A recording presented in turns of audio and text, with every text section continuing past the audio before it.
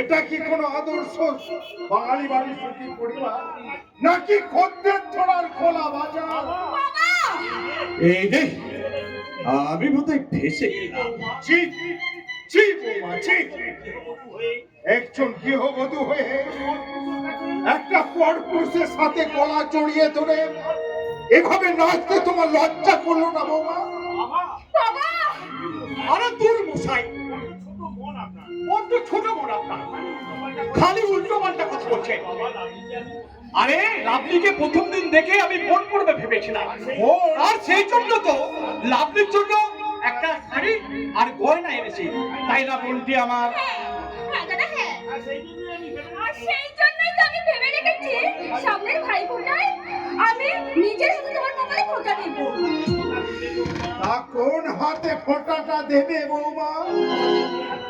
একটু আগে যে ওই দাদা মার্কা প্রেমিকের গলা জড়িয়ে ধরে বলছিলে মাই সুইট হার্ট, তুমি শুধু আমার।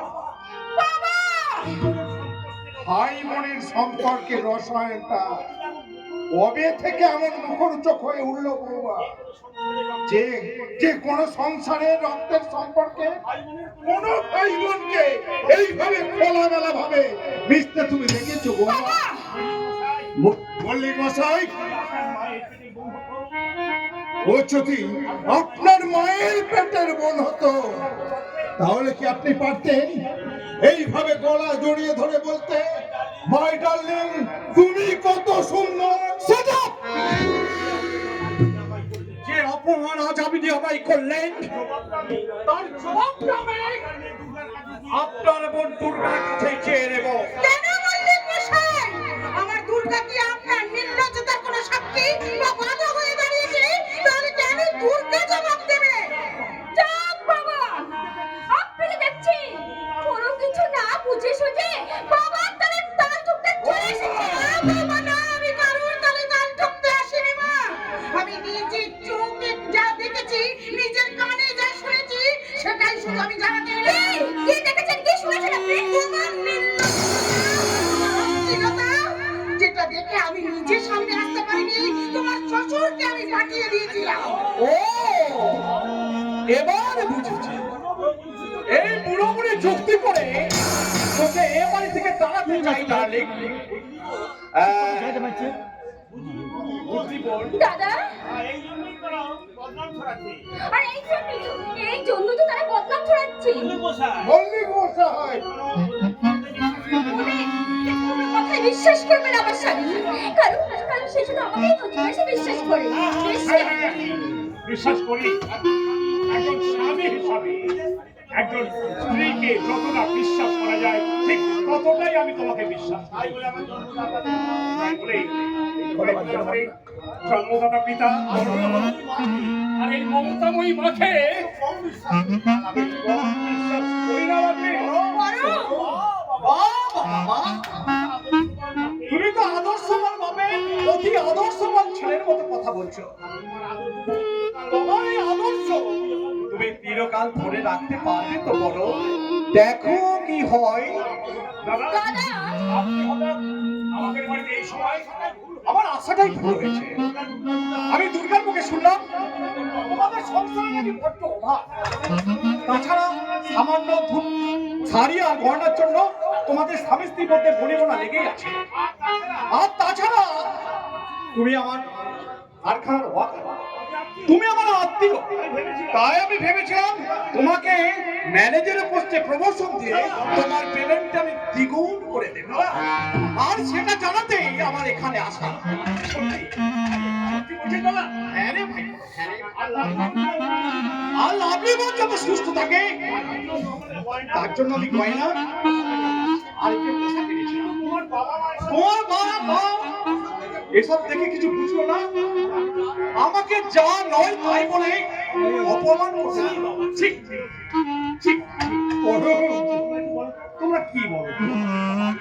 যে মানুষটা বাড়ি হয়ে এসে সুসংবাদ দিতে এসেছে তাকে কি তোমরা করে পড়ো সুসংবাদ নয় রে পড়ো, তোর জীবনে বোধহয় চরম দুঃসংবাদ হয়ে গেছে। বাবা এখনো যদি তুই সাবধান না হস তাহলে তোর জীবনটাই যে ছাড়কার হয়ে যাবে। হ্যাঁ রে বড় ভাই, উনি যা প্রমোশন এনেছেন তোর জীবনের অশান্তি আরো বাড়িয়ে দেবে বাবা। হ্যাঁ। তোর মান সম্মান সব একেবারে শেষ করে দেবে। বড় ভাই, আমি তো কিছুই বুঝতে পারছি না। বুঝতে যদি না পারিস তাহলে জিজ্ঞাসা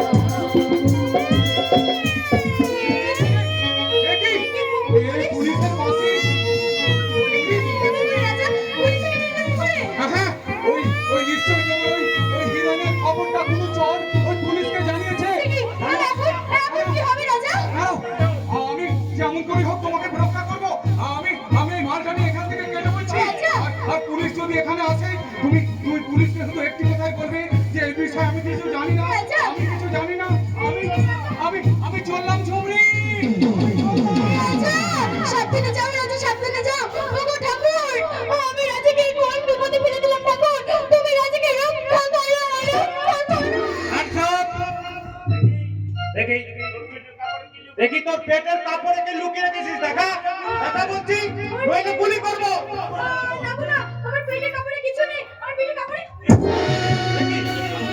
তুমি সেই মেয়েটা না?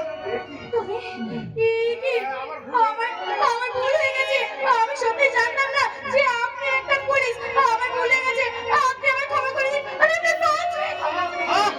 ছাড়ো, সেদিন কিন্তু আমি পুলিশ ছিলাম না। এই কয়েকদিন হলো আমি পুলিশের চাকরি পেয়েছি, কিন্তু আমি ইচ্ছা করলে সেদিনের ঘটনার জন্য তোমায় আমি গ্রেফতার করতে পারতাম, কিন্তু কিন্তু আজ আমি একটা বিশেষ কাজে ব্যস্ত আছি। তাই বাই দ্য বাই, তুমি এখানে কোনো গর্ভবতী মহিলাকে আশেপাশে ঘুরতে দেখেছো? গর্ভবতী মহিলা? না না, আমি তো হ্যাঁ, যে বাচ্চা প্রসব করার জন্য ছটফট হ্যাঁ, করছিল, কোথায়?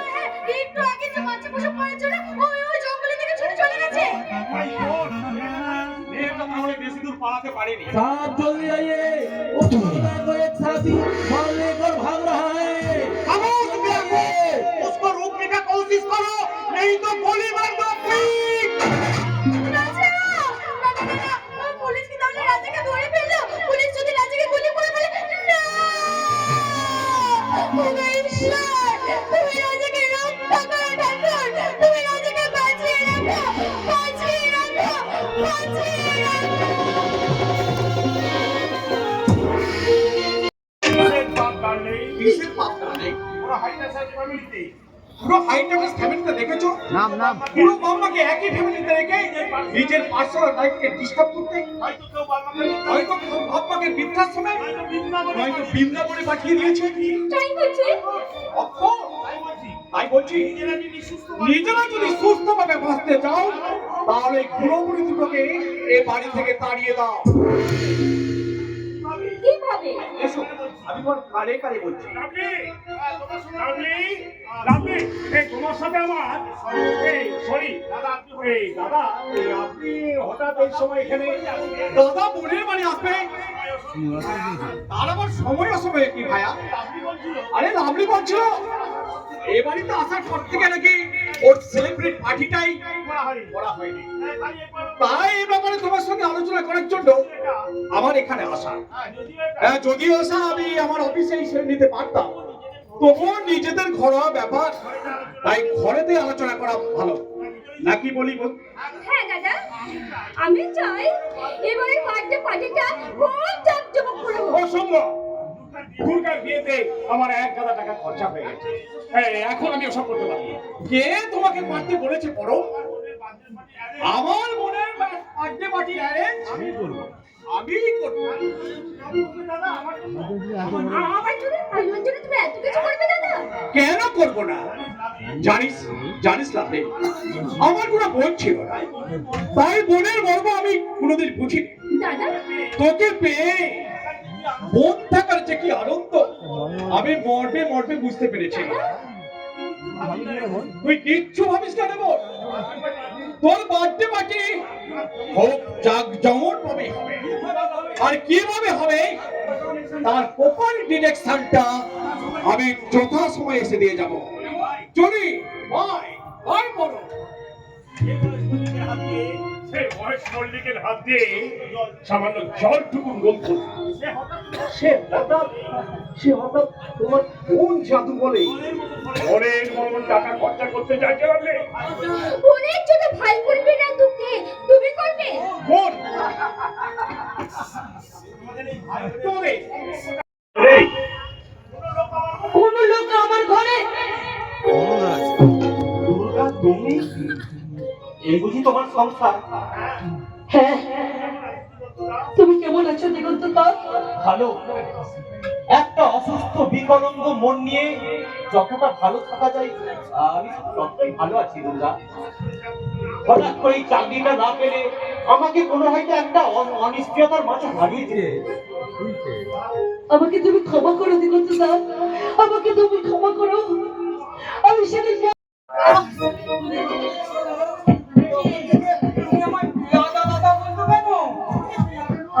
আমি দাদা নয় গো, যেটা বলতে পারছো না, আমি একটু ভিখারি গো, ভিখারি। ভিখারি কখনো দাদা হতে পারে না।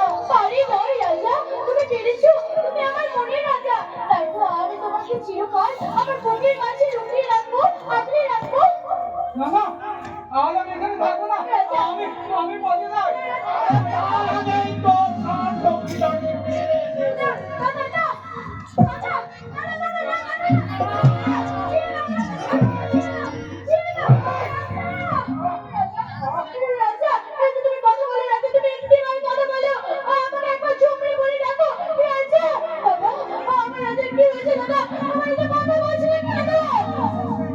রাজা একেবারে শেষ।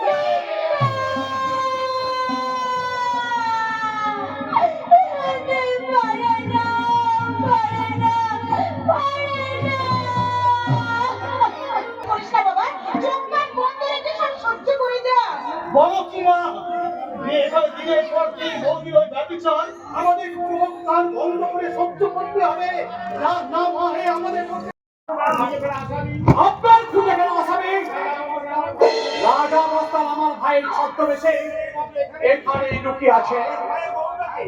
আমার ভাইয়ের বউটাকে রীতিমতো নিজের বউ বানিয়ে তার সাথে ও গবারাম না রাজা মস্তান সেটা আমাকে তদন্ত করতে দিন। এটা তুমি বলে দাও না গো বউ, যে আমি তোমার দামি বউয়ালাম, তাই না গো? হ্যাঁ, আমি তো তোমার রানী, তুমি আমার মনের রাজা। চলো, আমরা আজ কিন্তু তুমি আমি ধোকা দিতে পারবে না দুর্গা। বিনোদিতা, আমি বলছি ও তোমার স্বামী নয়, ও নকল স্বামীর মতো তোমায় দেখতে। ও রাজা। হ্যাঁ ও রাজা। আমি স্বীকার করছি, ওকে নকল স্বামী সাজিয়ে আমি এখানে রাখতে বাধ্য হয়েছিলাম। কেন জানো তুমি? কেন? আমার হারাগোদা ভাইটাকে ঘর থেকে তাড়িয়ে দিয়ে এমন একটা বলিষ্ঠ পুরুষের সাথে দেহের ক্ষুধা মিটাতে। আমার ওই ন্যান সাহেবের প্রতি যদি আরেকটা নোংরা কথা উত্থাপন করে, তোর ওই চেপটাকে আমি টেনে ছেড়ে দেবো। You are under arrest. সবাই arresting. না, না, না। এবার দেখো কি হয়। কাঁদবেন না, কাঁদবেন না মেম সাহেব, কাঁদবেন না। এই সমাজের কোন মানুষ আপনার ওই চোখের জলের কোনো মূল্য দেবে না মেম সাহেব। তাই ওই চোখের জল মুছে ফেলে আপনি ওই চোখ দিয়ে আগুন ধরে নেবেন। ওই চোখ দিয়ে আগুন ধরান। আমি চলেই যাচ্ছি মেম সাহেব। রাজা, এই কটা দিন আপনার নকল স্বামীর পরিচয়ে আপনার পাশে থাকতে গিয়ে নিজের অজান্তে যদি কোনো ফল করে থাকি মেম সাহেব, তার জন্য আপনি আমায় ক্ষমা করবেন মেম সাহেব। রাজা, রাজা, আমার কি হবে রাজা? আমাকে এভাবে একা ফেলে তুমি চলে যাও না রাজা। ওরা যদি আমার কোনো ক্ষতি করে দেয়। এই দুনিয়ার কোন জেল এই রাজা মস্তানকে বেশি দিন আটকে রাখতে পারবে না মেম সাহেব। তাই আমি খুব শীঘ্রই জেল থেকে ফিরে আসবো। আর তুইও কান খুলে শুনে রাখ, শয়তান মহেশ মল্লিক, তোর জন্য যদি আমার মেম সাহেবের চোখে দু ফোঁটা জল ধরে জেল থেকে বেরিয়েছে, আমি তোর শরীর থেকে 1000 ফোঁটা রক্ত জড়াবো। ওই কথা মনে রাখিস শয়তান। চলুন স্যার, কোথায় নিয়ে যাবেন? রাজা!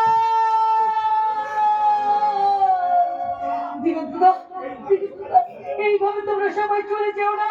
তুমি অন্তত আমার জন্য কিছু করো দিগন্তদা। আমি আইনের সেবক ম্যাডাম, তাই শুধুমাত্র আইনকে রক্ষা করা ছাড়া ব্যক্তিগতভাবে আমার জন্য কারোর জন্য কিছু করা সম্ভব নয়। দিগন্তদা, আমি আমার বইয়ের কাছে যাবো। ওই বয়ের কাছে নয়, ওই তুই ভগবানের কাছে যাবি। ও আমার জামাই হয়, ওর কোনো ক্ষতি হলো তোকে আমি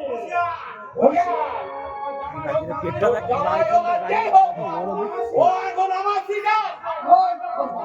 ওকে আমি ওটা বড়টা কালার করে করে দে।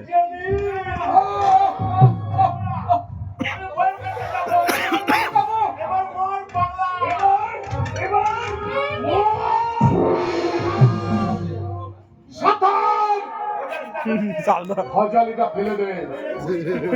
খুলি কুর্তুর মাথার খুলিটা উঠবে আমার শয়তান। তাজ্জব ব্যাপার, আরে হিজড়েদের হাতে পিস্তল। শেষ পর্যায়ে চলে আসতে পারে। আমি সিবিআই অফিসার, অক্ষমে আমাকে দিল্লি থেকে পাঠিয়েছে। আমার নাম কৌশিক দত্ত। চলো, আমি এখানে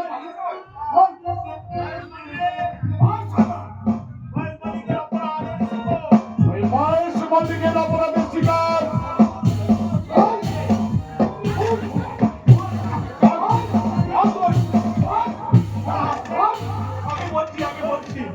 আমি সব কথা বলছি স্যার। ওই মহেশ মল্লিক আমাকে 10,000 টাকা লোন দিয়েছে। ওই গোয়ার আমাকে ফোন করে আমার এই বোন জমিরিকে ওই মহেশ মল্লিকের গোডাউনে একটা সত্যি কথা বলো দাদা, একটা সত্যি কথা বলো। আমি তোমার সত্যি তোমার মায়ের নিজের পেটের বোন বলো দাদা। আমরা কাঁদতে কাঁদতে দাদা,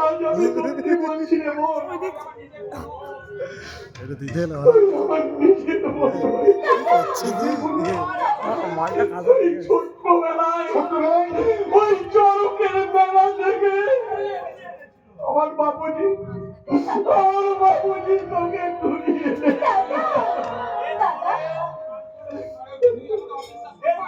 বলির পরেও তুই আমাদের অবিশ্বাস করবি না?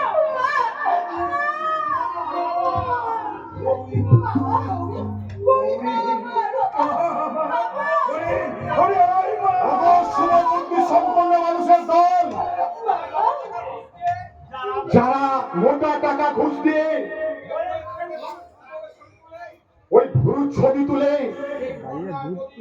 সেই ভুনটা যদি কন্যা সন্তান হয় তারা সহযোগকে দেখো। ছেলেরা নয় গো, ছেলেরা নয়, ওই বাবা মায়ের মর্ম মেয়েরাই বোঝে, মেয়েরাই। আমার সেই মেয়ে, হ্যাঁ, সেই মেয়ে যখন বিয়ে হওয়ার পর শ্বশুর বাড়ি যায় তখন সেই শ্বশুর শাশুড়িকে কুকুরের অধম করে রাখে।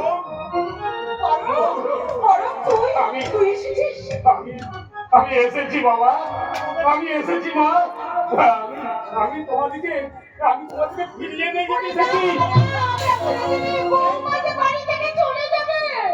চলে গেছে মা, চলে গেছে? মহেশ মল্লিকের হাত ধরে সে আমাকে ছেড়ে চিরদিনের মতন চলে গেছে। আর তোমাদের শুভ আমাদের শুভম না, কি হয়েছে? বল না, বল না, কি হয়েছে আমার শুভমের? বল। কিছু হয়নি মা, কিছু হয়নি বাবা। তোমরা আগে বাড়ি চলো, তারপর আমি তোমাদের সব বলবো। আমার সব অপরাধ ক্ষমা করে দিয়ে তোমরা আবার ফিরে চলো আমার সাথে, নইলে আমি কিন্তু আত্মহত্যা করব। না, পারো না, ও কথা বলিস না বাবা, আমরা যাবো। ইস, কি গো, তুমি যাবে না? যাবো। এটা হাসলে না বলতো, এটা হাসলে না ভগবান যা করে মঙ্গলের জন্যই করেন আরতি। ওরা আমাদের পথে নামিয়েছে তো কি হয়েছে? আমরা আমাদের গৌরীকে ফিরে পেয়েছি। গৌরী কে মা? গৌরী, গৌরী তো ছোট্ট বোন। তুমি গৌরী আমার ছোট বোন। হ্যাঁ দাদা, আমার ছোট বোন গৌরী। দাদা, ভগবান তোমাকে অশেষ ধন্যবাদ। আমার এই ঝুন্ডি বোনটা যেমন আসল পরিচয় ফিরে পেয়েছে, আমার বললেও কোনো দুঃখ নেই রে। চলুন স্যার, আমাকে কোথায় নিয়ে যাবেন? না না বাবা, ওই মহেশ মল্লিকের সমস্ত কুকাজের সমস্ত অপমান হিসেবে তোমাকে আমরা তৈরি ব্যবহার করবো। নিশ্চয় আমার শয়তানটাকে ওই সন্তানটাকে ধরবার জন্য আমি জান দিতেও প্রস্তুত। বলুন আমাকে কি করতে হবে? ওই মহেশ মল্লিকের কথা মতো এই ছবি ওকে গৌরীকে এই গোডাউনে নিয়ে যাবে। এরা যদি ইউটিউবে ভিডিও করে ছাড়ে হারিয়ে গেল, যদি আমার কোনো বিপদ হয় আমাদের লোক সাদা পোশাকে 24 ঘন্টা গবরামকে লক্ষ্য করবে। আর কারণ গবরাম ওই মহেশ মল্লিকে ধরবার আর একটা টোপ। এবার আসুন ওই শয়তান মহেশ মল্লিককে ফাঁদে ফেলতে আমরা একটা নতুন নাটকের সৃষ্টি করব। নতুন নাটক, আর সেই নাটকের নাম হবে মহিষাসুর মর্দিনী।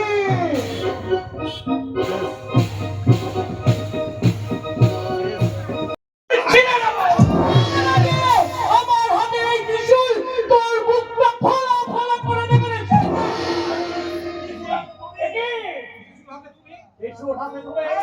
হ্যাঁ রে শয়তান, হ্যাঁ, তোর মতো কলিযুগের অসুরকে মারার জন্য আজকে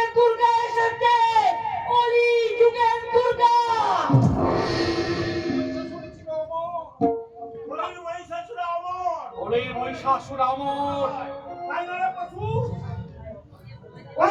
আরে পশু বাইরে পশু বলির অসুর ছিল অমর, কিন্তু আজকে তোর মতো অসুরকে মারার জন্য এই বলির দুর্গা ধরেছে ত্রিশূল।